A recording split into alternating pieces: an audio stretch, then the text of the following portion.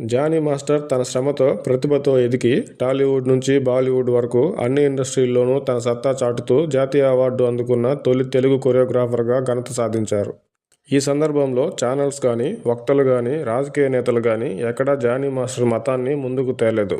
అలాగే తన యూనియన్లోని దాదాపు 600 మంది డాన్సర్స్కి హెల్త్ ఇన్సూరెన్స్ చేయించే క్రమంలో కానీ, విజయవాడ వరదల్లో జానీ మాస్టర్ సహాయ కార్యక్రమాలు చేసినప్పుడు సైతం ఎక్కడా ఆయన మతాన్ని ముందుకు తేలేదు. ఇలా ప్రతిభకి, కృషికి, సహాయానికి తగిన గుర్తింపు లేకపోయినప్పటికీ కేవలం వ్యక్తికి అంటే జానీ మాస్టర్కి మాత్రమే వాటిని పరిమితం చేస్తూ మతం కార్డు తీయలేదు.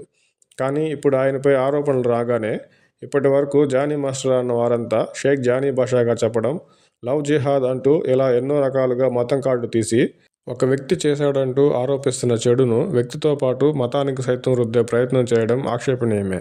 వ్యక్తులు చేసే చెడుని మతాలకు చుట్టుకుంటూ పోతే ప్రపంచంలో